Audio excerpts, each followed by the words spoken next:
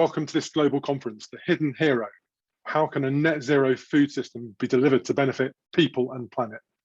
My name's Marcus Gover, I'm the Chief Executive of WRAP, and today was put together by WRAP, the World Resources Institute, and the United Nations Environment Programme. It follows on from the UN Food Systems Summit discussions and looks at the role that each part of the food system can play in delivering a net zero food system.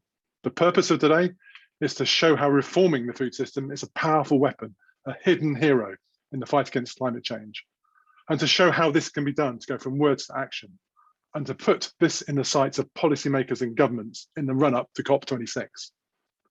Now, COP26 seems to be focused on energy, how to decarbonize the energy supply system and how to reduce energy demand. But economies don't run just on energy.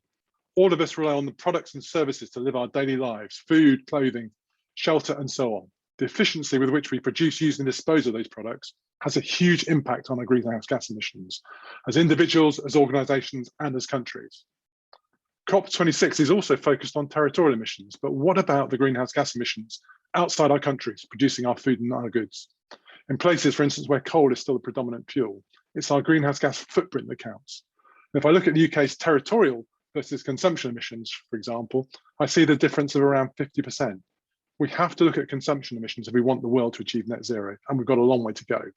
So increasing resource efficiency is going to be critical for that. And in March of this year, WRAP published a report, Net Zero, Why Resource Efficiency Holds the Answers. This was joint research with the University of Leeds, and it proposed 8 strategies that can reduce the UK's greenhouse gas emissions and create jobs.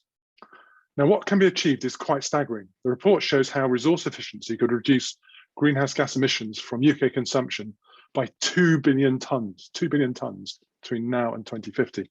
Now, that's the same as the annual territorial emissions from the UK, France, Italy, Poland, the Netherlands, Belgium, and Austria. Now, of those 8 strategies, 3 of them were food. And that just shows how critical action on food is. Action at every point of the global food system, from farm to fork. If we don't fix the food system, we won't fix climate change and we won't reach net zero. And that's what today is all about. Of course, the global food system is in many ways a huge success. It provides more than enough calories to feed 7.8 billion of us, and it creates economic activity. In Africa, food systems accounted for nearly half of all economic activity in 2013. And the World Bank estimates food could be $1 trillion market by 2030. But it comes at a huge cost to people and to planet. 800 million people go to bed hungry every night, while around 2 billion consume too much. And globally, unhealthy eating is a greater risk to health than alcohol, drugs, and tobacco combined.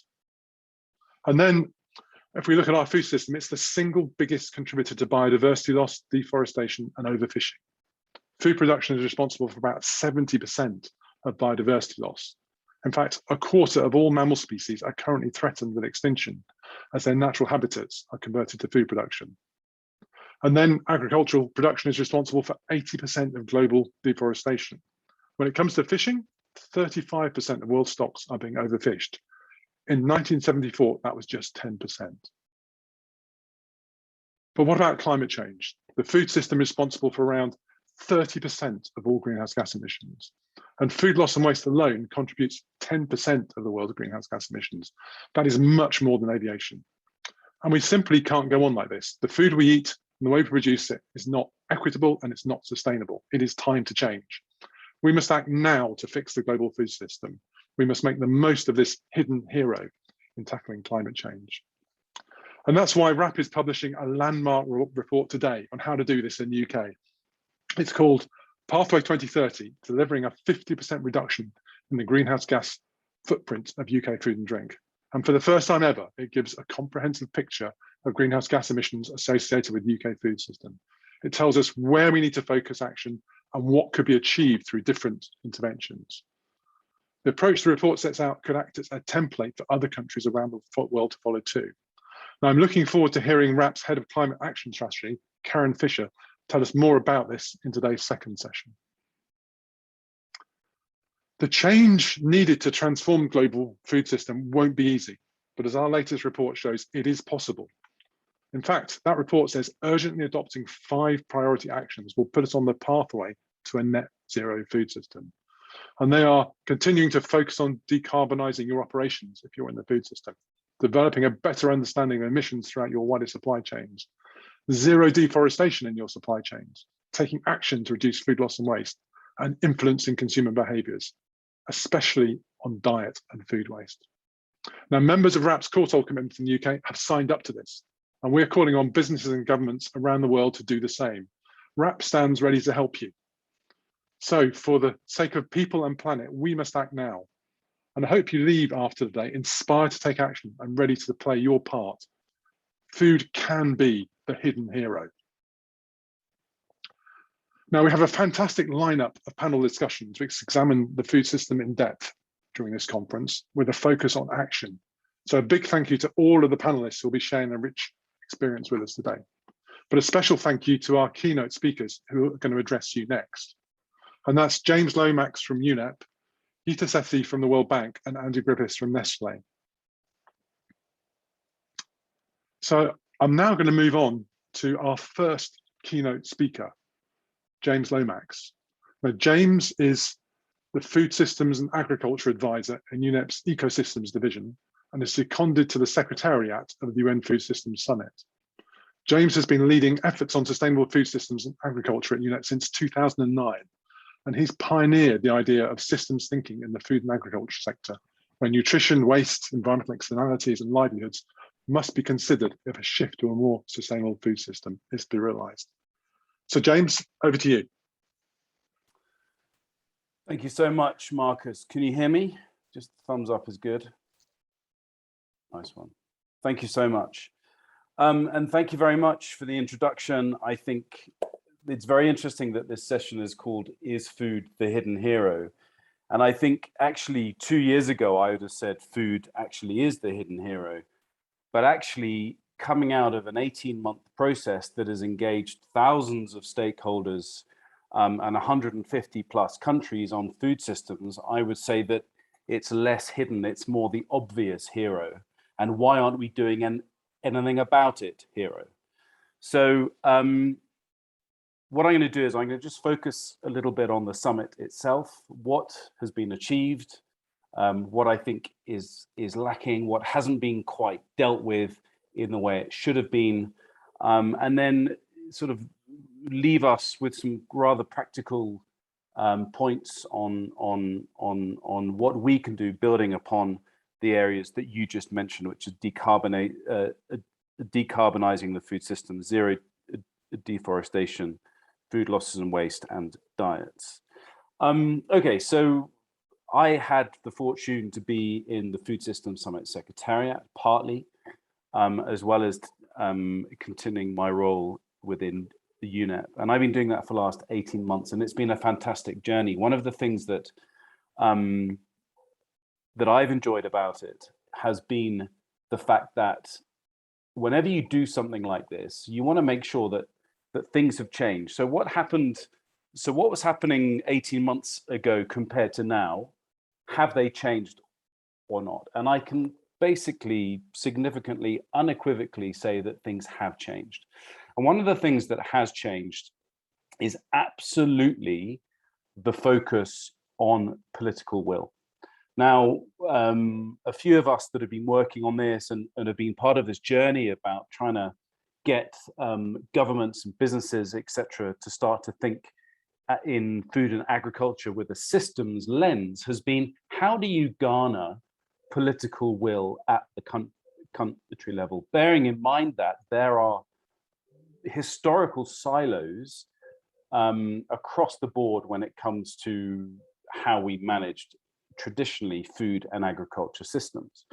So it was a little bit of trepidation, maybe a little bit of skepticism, that I and the Secretariat and David Nabarro's team started to work on establishing Food Systems Summit dialogues, which were government convened processes at the national level that really started to work on a multi-stakeholder basis with all sorts of people at the country level saying, right, okay, so what are your food systems challenges? And those went really across from environmental issues through to social issues through to hunger, obesity, food losses and waste were there, of course, all the way through. And this did not just happen in 5 or 10 countries, this happened in 156 countries. Now, for somebody who was scrabbling around 10 years ago within UNEP, trying to build momentum on getting a couple of food systems round tables in Africa going in 2013, this is an incredible opportunity that we have now. So globally now, the door is open politically for us to start to very much engage at the systems level.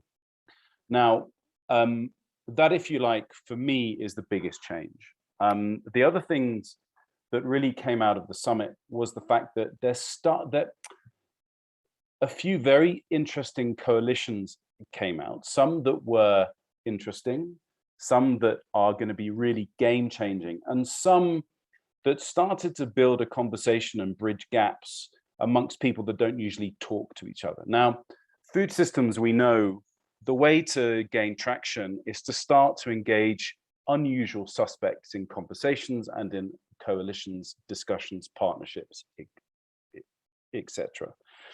And we've started to have a dialogue amongst people who traditionally wouldn't. So, for example, in the action tracks, you had one on nutrition, one on sustainable consumption, one on nature positive agriculture.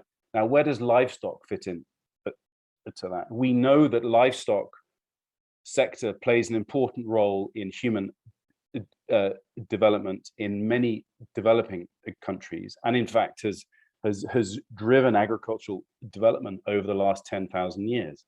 But we also know that current models of very intensive sort of factory industrial farming of livestock is in fact creating an environmental and a health crisis all at the same time. So bridging those voices, bringing them together under one roof is starting to happen now. So in conclusion, I think for the summit itself, the landscape has changed. The food systems landscape has drastically changed from a year and a half ago to now.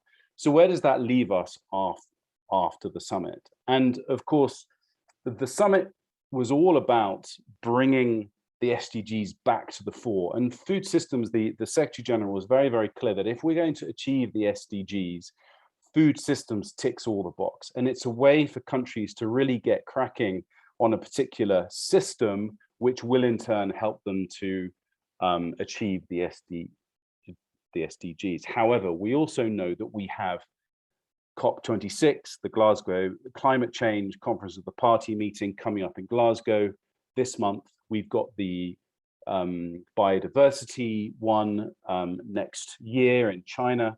So we have incredible opportunities after the summit to start to get some of this work, some of these commitments brought to bear when it comes to, for example, the renewed nationally determined contributions when it comes to climate change. So we have an opportunity where it's not, hopefully, it's not just those that are shouting loudest that countries will then put that particular element in. We have the basis now globally in 100+ countries for food systems to really take root as a mainstream way of governing our food and agriculture sector. So the opportunities are there. We in the international community, we have to support this.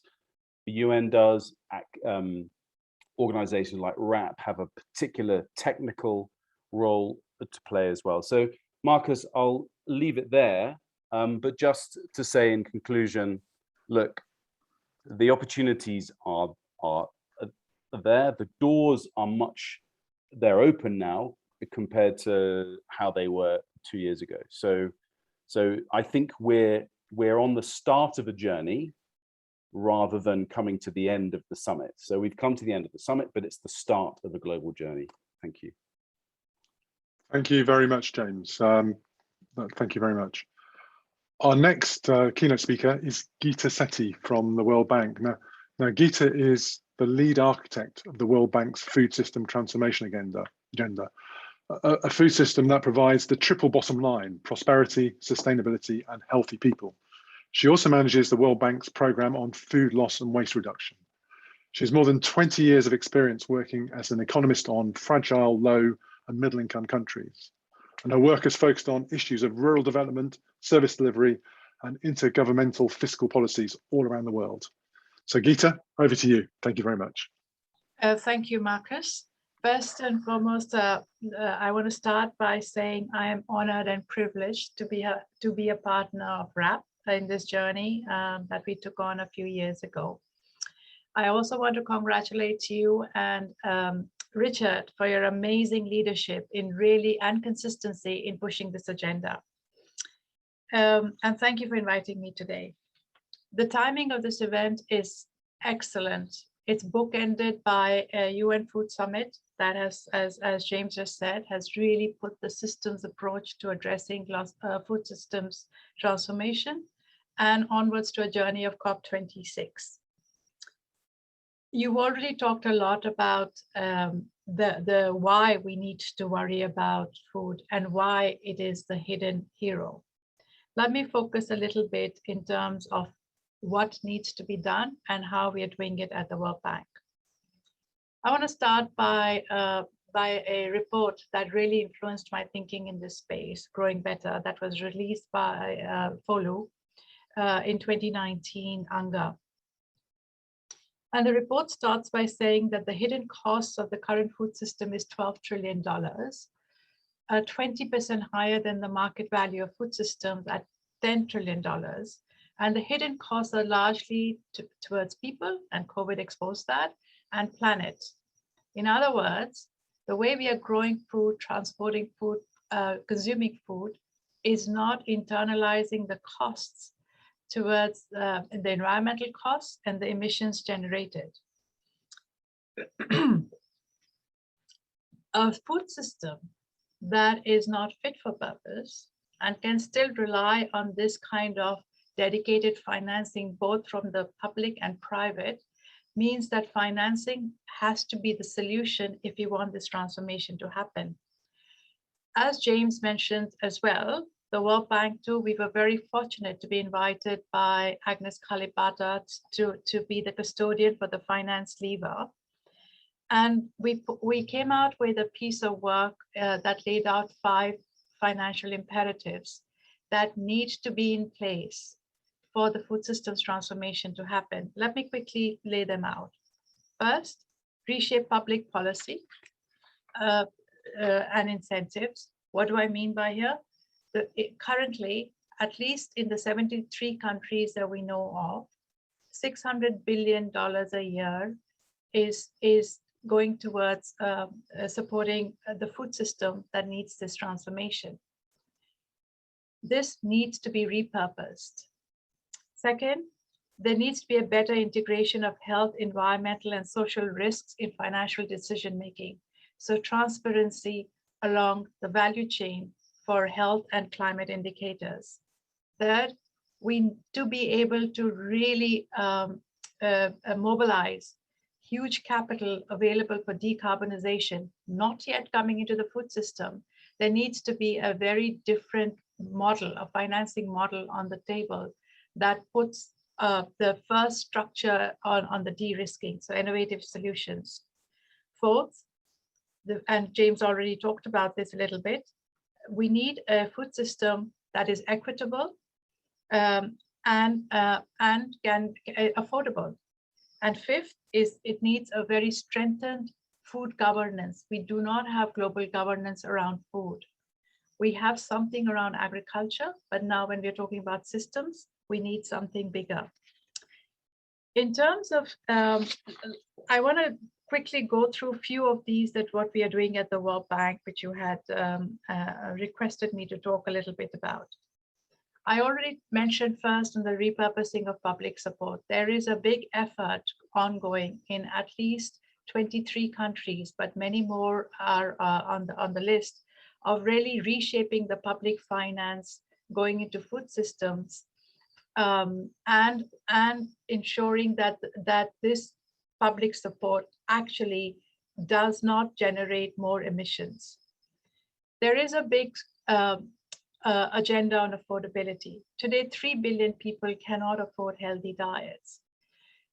And this really means that one has to revisit the poverty lines. A caloric sufficient diet today is $1.20. A healthy diet is close to $4. Put the public support in agriculture, in the systems, repurposed to really help the 3 billion manage this gap through enhanced social protection or income support programs that are more nutrition conscious. Third is in the private sector. Private finance is close to $2 trillion in the food system. And there is still a huge amount of resources earmarked with institutions that have deep pockets for decarbonization, but it is not coming into the food system. Could we think of a global compact between the public and the private sector? The public sector that is ready to de-risk using its current public support, and private sector with a higher level of ESG, environment, social, and governance indicators, more transparency, and equity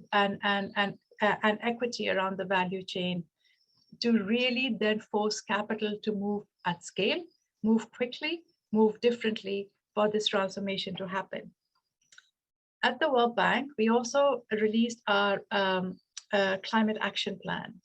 And for the first time, the climate action plan lays out food and agriculture as one of the critical transitions needed to be Paris aligned and help countries meet their Paris commitment.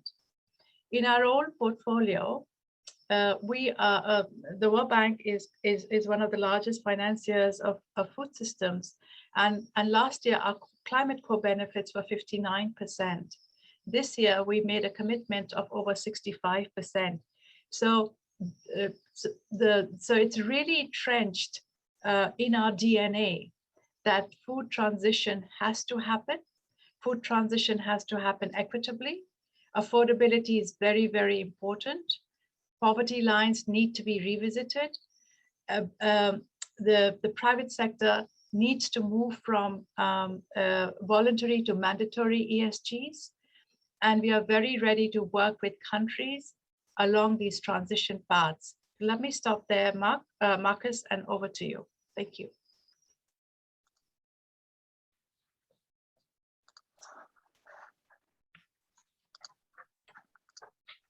Thank you very much, Geeta, for those very, very wise words, and quite startling facts as well. That difference between a healthy diet and calorific diet is really, really quite startling. So thank you very much. After our next speaker, we'll move to a question and answer session. So please start sort of posting questions into the Q&A part of the Zoom webinar, and we will pick those up and then start dealing with them. So we have a good session on panel discussion coming after the next speaker. So start getting your questions in now. Now, our next speaker is Andy Griffiths from Nestlé. Now, Andy is the head of value chain sustainability for Nestlé's UK and Ireland businesses, and he's responsible for the development and delivery of environmental sustainability strategy, both within the operation and across the value chain. And he's worked for Nestlé for over 20 years, originally in operational and engineering roles. He's both a chartered environmentalist and IEMA fellow, as well as a chartered engineer. And he's focused on bringing together the engineering expertise, the operational experience, and the environmental insights of the organization, alongside collaborative partnerships with academia and key delivery partners to develop and implement robust and effective sustainability programs. So Andy, over to you. Thanks, Marcus, and a real pleasure to be here. And also in terms of what those delivery partners referenced, a very close working relationship with WRAP as part of driving the change that we need to see. So as always, a big challenge following on from great speakers, including James and Geeta on this instance. We really want to talk about the changes that we need to see within the food system and how we can help enable those from a business perspective, both business generally, but also covering some specific themes from a Nestlé perspective. So as been touched on already, clearly our food systems are facing significant challenges, which puts the food system at a pivotal point, and a point where we as businesses need to lean in and engage with other key partners to drive change. These food systems are typically very large, can be highly complex and highly interrelated. So to James's point, it's really important that we drive a systems-based approach to make sure we address the challenges in an integrated way and ensure that we don't deliver unintended consequences as a result. But what's also really important is there's a whole range of businesses in different stages of the journey. So we need to make sure that collectively we help those organisations who are perhaps very early on in their journey or perhaps haven't yet started to identify where the key opportunities, the key levers are that they can pull to help engage in this journey and deliver real change. So from our perspective, as I touched on, it's crucial that we lean in and that we take action now. A lot of discussion from a carbon and climate perspective about 2050, possibly pulling forward to 2047 or 2045.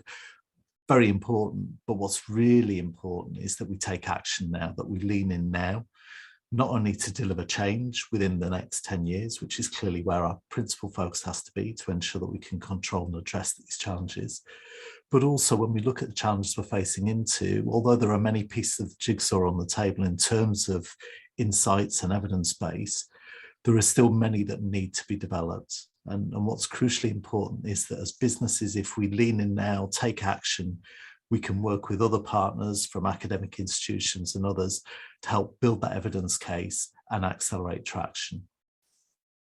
So what are those key levers that we can pull? So the first one, clearly, when you look at any agri-food business, the bulk of the footprint tends to be in our agricultural supply, anywhere between 70 and 95%. So we need to make sure that not only we're addressing the challenges within our own operational footprint, but across the value chain as a whole. And that's where nature positive or regenerative agriculture can play a key role. For businesses like ours, it's important that we lean in to support our farmers and suppliers to deliver those changes that we need to see and apply those regenerative practices within their operation. And what we need to do there is not just provide the advisory support and bring credible delivery partners in to work alongside those partners, but look at how we can help those farmers transition and address perhaps some of those bumps in the road as part of that transition. So that's a really crucial component in the first instance. Second element is portfolios. So looking at our overall portfolio and looking at recipe reformulation to help further reduce our environmental footprint, but also look at how we can increase nutritional diversity as well. The third one, an area that's been identified by Project DAD Drawdown as a key lever and clearly is a core priority for WRAP as well, is addressing food loss and waste. We heard some of the stats earlier in terms of the impact of food loss and waste, and it's important that we address that, again, not only within our own operations, but look at how we can address in-field and primary processing waste, but also how we can support consumers to reduce food loss and waste within the home. And as a build on that, looking at how we can drive more circular solutions. So ensuring that every crumb counts, that whenever we have the opportunity, we optimize the value of that food. And that's important in terms of trying to ensure that as far as possible, we keep food within the human food system and not allow it to go to waste. And where we can't, that we ensure it's optimized in terms of its place on the food waste hierarchy. That's really important in terms of making a difference, not just in terms of the emissions that food loss and waste can create, but also, again, reducing the load on the food system itself. The more we can reduce waste, the less the demand on land use, on water use, and also the opportunity to take cost out of the system as well. Reforestation, so not just deforestation, but looking how we can come together to drive reforestation opportunities, again, to help capture and sequester carbon within our food systems is a crucial element. And then importantly, advocacy and engagement.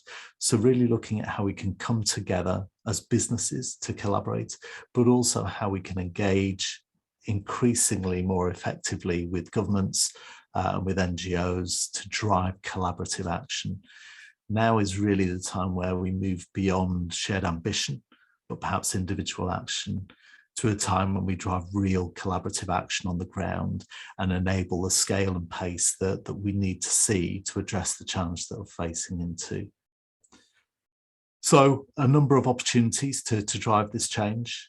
What's really important, no matter where we sit on the food system, no matter our size, we can all play a role. And it's really about taking action now, working together on a genuinely collaborative basis and looking at how we can apply a test and learn mentality. As I mentioned earlier, there are many pieces of the jigsaw out there where we can build around existing evidence base, but there are still areas where we need to lean in, take action and work with partners to build that evidence base around it. And importantly, throughout that, as we touched on, farmers, land managers are the crucial cog in this machine. And what we need to look at is reconsidering their role. So not thinking of them as purely food producers, but thinking of how we can support them in becoming real custodians of the planet and of those food systems. So the opportunity to support them, to fund them, to deliver a range of services and outcomes beyond just food-based outcomes, which benefit all, but also enable all partners from different sectors to come in and support that transition. So on that basis, I'll hand back to Marcus. Thank you very much, Andy. A great contribution. Those questions are starting to roll in now, so keep them coming. Any that we don't get to today, we will answer afterwards and put on the website. So even if your question doesn't get answered, we will come to it. So keep those questions coming. We've got a panel session now where we'll look at questions. I've just got a few to start us off. And the first is that I'm going to ask to James, given the importance of the food system change to tackling climate change and delivering a net zero future, why do you think this change hasn't been highlighted more widely in the run up to COP26? And what should we do about it? Oh, well, just a small question then. Just Marcus. A small question. You know, shall I give you my gut feeling or what I think the real reason is? Because I think there are two different things. The first one, the gut feeling, I think, is that it simply wasn't on people's radars as much as it could have been, right? And that's why I led in my intervention about the fact that we now have 100+ countries that are taking this as seriously. The real reason, I think, is because the whole of the reporting structure of how the UNFCCC works is based very much on agriculture, and they've struggled, if you like, or it's a 20-odd year process of fine-tuning how they account for greenhouse gas emissions and the reporting side. And I think it's going to take a bit of time for them to change to say, right, okay, we will use food systems metrics instead of just agriculture. So I think what we're doing is so look, it's not only at the country level that we have to think out of our silos, it's also at the UN system level, right? And one of the things we did, and Geeta, we worked on this together, was that UNEP was lucky enough to chair the UN Food System Task Force, which was, if you like, there to bring in the UN system as a whole. And what it did was brought in 40 different UN agencies on this subject, whereas traditionally it would have brought in FAO, IFAD, WFP, and a little bit of UNEP, a little bit of UNDP, etc. Now, to those of you that aren't in the UN system, it's a big deal to see now that we have 40+ agencies that actually care about this and are leaning in. So it's going to take time, but I also think that the COP26 is a moment in time. It's a significant one. The summit was a moment in time. What we have to do as the UN, for example, is we have to make sure that this system approach continues after the summit, so that it may not resonate so much in COP26, but maybe it does in COP27. Thank you. Marcus, could I come in? Yes, certainly, Geeta. Just on this question, because I'm so glad it didn't come to me and it went to you, James. However, I just want to add that it's still not too late, right? I hope there are the leadership for the COP26 is also watching this, because this has been one concern that countries have had, and as James laid out or alluded to, institutions have had, that agriculture, food is everywhere and yet nowhere, right? And then this demarcation between forestry and food, it can't, I mean, it's one continuum. And it needs to be addressed, and needs to be addressed not just from the mitigation point of view, but also from the resilience point of view. And resilience could not be more important than it is today with the COVID and building forward. So I think it is so important that food is so, I mean, energy, food needs to lean in for the reduction of emissions. It cannot be energy's problem alone. Thank you, Geeta. So another question, I think to you this time, Andy. How do you think we can rapidly drive change in the food system, particularly over the next 9 years? So how can we do it faster?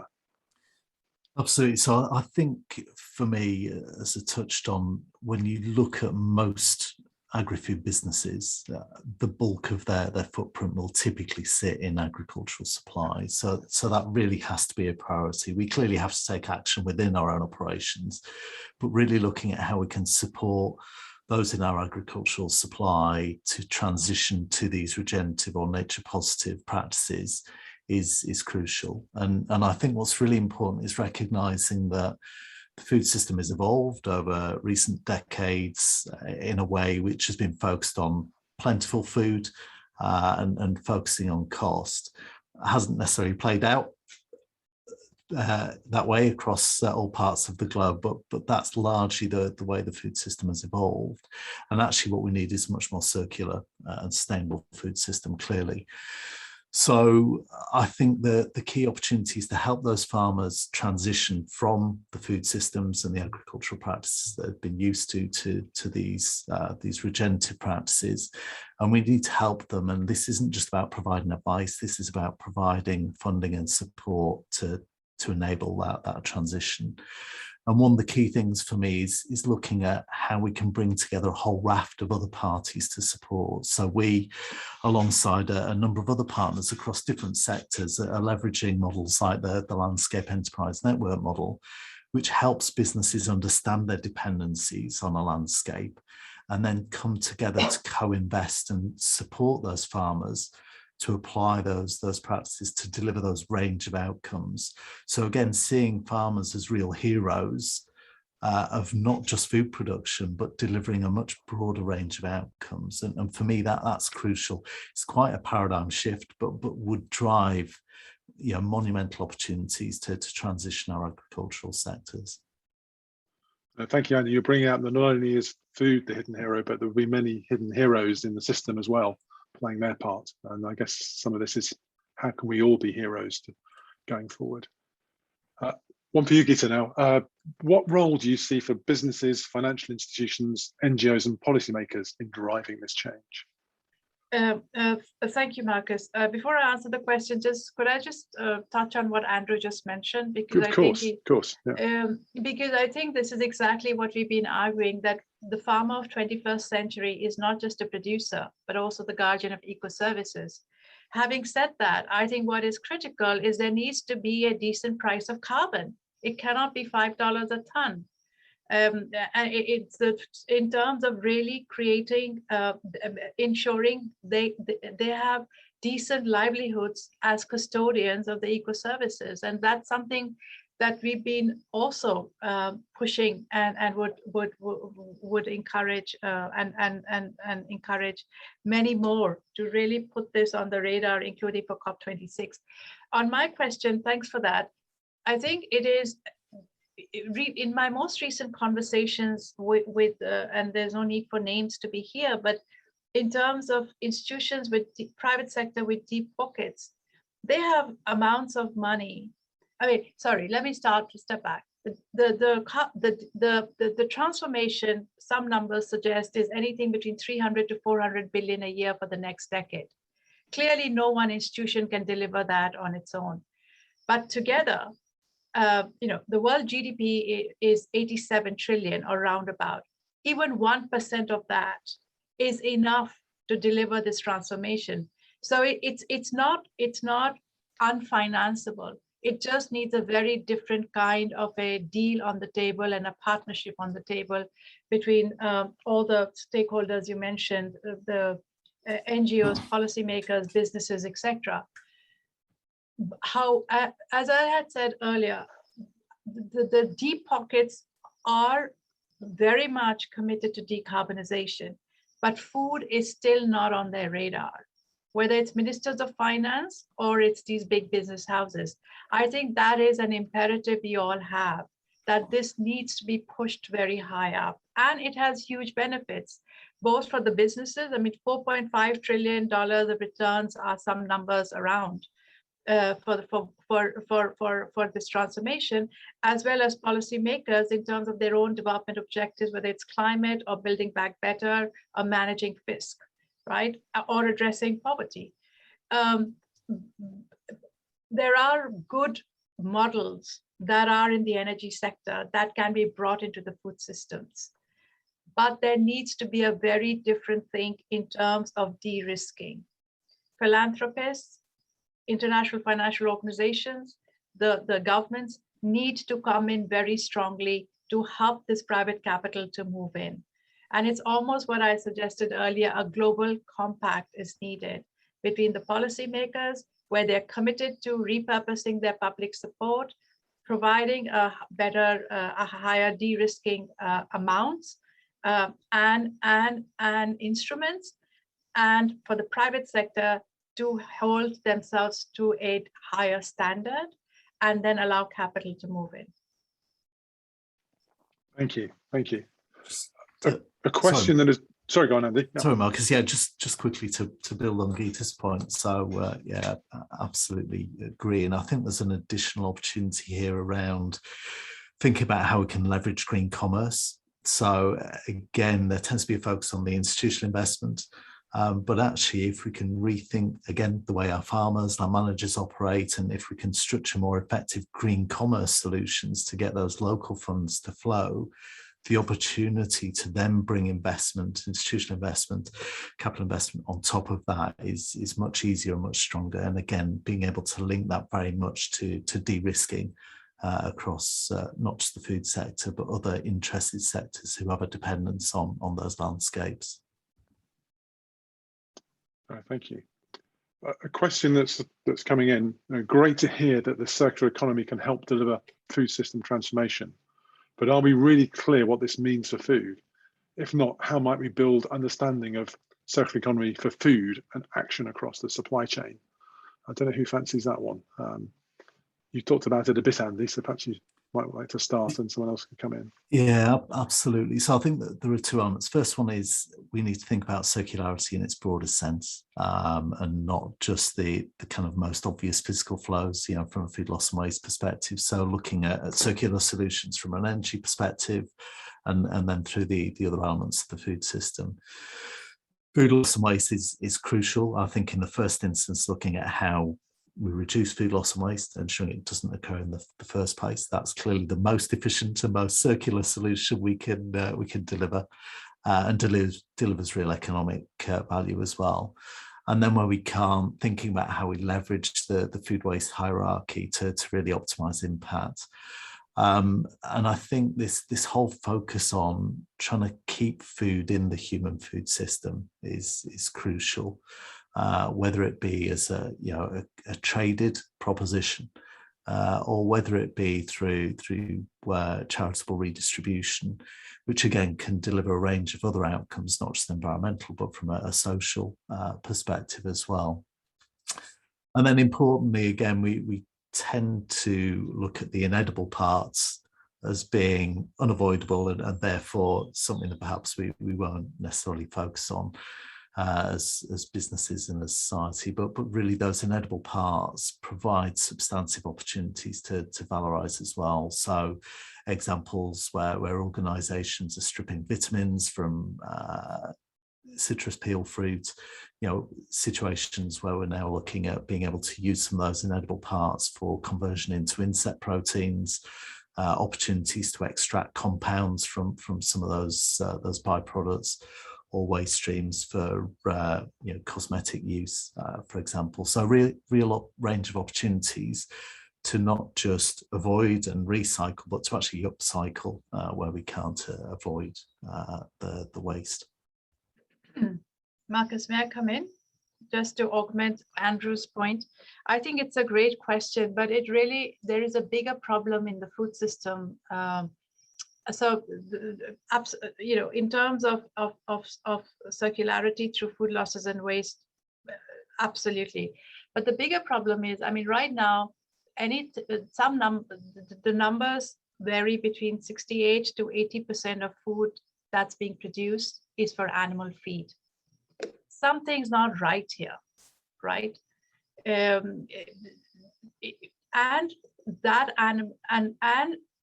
are also one of the drivers of certain elements of malnutrition. Obesity or chronic ailments, etc., etc. So I think even before we hit circularity, which is very important, I think there still needs to be a big rethink globally, and we all have a role as consumers, as businesses, as policymakers, in terms of what we are growing, why we are growing, and what its impact is, both for planet and people's health. Back to you, Marcus. Maybe I can James, comment on that very briefly. So one of the ambitions, I think, of the summit was to start having those uncomfortable conversations, Geeta. And I think, because there does have to be a reset. So how do we reimagine? How do we reset? And then how do we really look at why the system is like it is now, right? So while of course consumer campaigns are very important, I believe that the system is kind of far more powerful than this is just my opinion. I think the food system, in the way that it's evolved, by the fact that really over many generations, but specifically since mid last century, I think, where we have gone down this route of ever cheaper food, and also which in itself, of course, is not a bad thing. Of course, it's not. However, the impacts of this ever decreasing or ever increasing need for cheaper food in an environment where actually there's a lot more wealth now than there was then, is having lots of externalities, right? It's causing lots of externalities, health, environmental, etc. So how do we get into the root causes of the system? And I think that means, and you mentioned it, Geeta, early, you talked about, and you alluded to, I hope, a very good report that UNEP, UNDP, and WF and FAO did last month, specifically looking how do we repurpose agricultural support. And interestingly, Lord Zach Goldsmith thinks exactly the same thing, and that's an opportunity that's coming out of Brexit actually for the UK, because it's freeing the UK up, if you like, from the constraints of the common agricultural policy. So we have to start to zero in, and I hope we're in that process now. There are going to be some people that are moving quickly, some not so, but we're sort of zooming in, if you like, to now where those systemic lock-ins are. Because if you don't address the systemic lock-ins, then it's just window dressing. Thank you. But just James, just on your point, I think on food's not priced right is exactly right, no? And which is what it's not internalized the costs of growing food vis-a-vis people's health and planet. One of the things that we've been pushing a lot as well, if one looks at procurement, like for military, government employees, school feeding, etc., etc., it's usually around price signal, not the cheapest bidder, so to speak, out of brevity. And what we've been thinking of pushing is, could you put in some sustainability indicators and really weigh a very different process of procurement, talking exactly your point, the signaling issue, which is, and then on your public support, you're exactly right. The public support is forcing is depressing food prices. And therefore really having an impact on a consumption and living lifestyle that is at very high costs. I mean, COVID exposed so clearly that food systems is at the core of reduced immunity. So exactly right. Marcus, over to you. Hi, thank you very much, Geeta. That's really, really good to look at all those different angles. A question's coming up, picking up on when you talked about the difference between a healthy diet and the price difference. How does it also compare with the carbon footprint of those diets? You know, is there anything to help us there in pushing the right diets from the carbon point of view as well? I think it's a great question. Whereas we know a little bit more on healthy diets, irrespective of geographic, social sensitivities. The sustainability part still needs some thinking and some more work. Having said that, what is very clear is that globally, the current diets are unsustainable because at the cost of the planet health. I mean, it's bankrupting the planet, right? And in part, exactly what James talked about is that the public support is depressing the prices. So it's very circular in the way it kind of has worked itself out, and it needs to be unbundled. But something we have prioritized very much in our approach with countries and in our own analytics. Thank you. Another question for James. How can we build on the momentum of the Food System Summit and encourage more UN member states to focus on food system transformation post COP26?